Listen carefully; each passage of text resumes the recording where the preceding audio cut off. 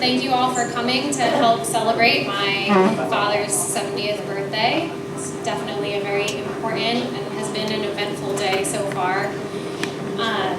And I see definitely a lot of faces that I am also familiar with. Many of you know my dad as a friend, a colleague, a business partner, an inventor, but there's only one other person in the room who gets the privilege of calling him our father.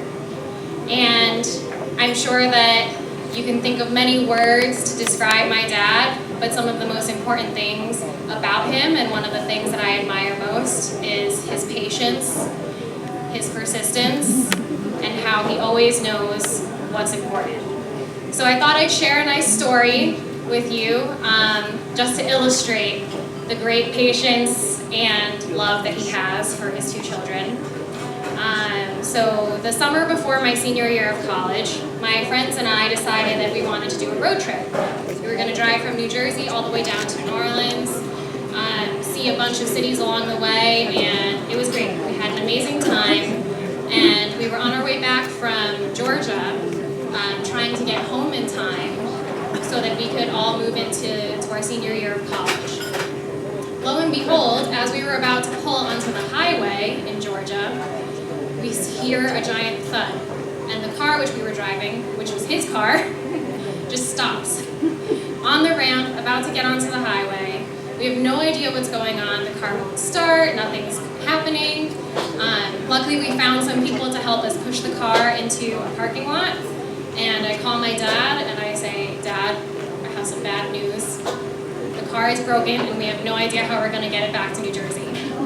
So what we later found out was that the transmission had broken, which, if you know anything about cars, is kind of a big deal because you essentially have to replace the entire thing.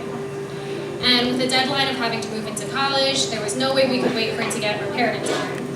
And most people, upon hearing that their car was broken and, on the other side of the country, would freak out, yell, and say, how could you? This is going to cost so much. For him, I didn't hear a word about that. It was just, are you okay? Let's see if we can get a flight to get you home in time so you can move into college. And I'll take care of the rest later, because that's not important. What's important is that you guys are okay, that you guys can come home in time and enjoy your senior year of college. And so, Dad, I just want to say how happy and how proud I am to be able to call someone like you my father. And I look forward to the next 30 years so that you can reach triple digits in age.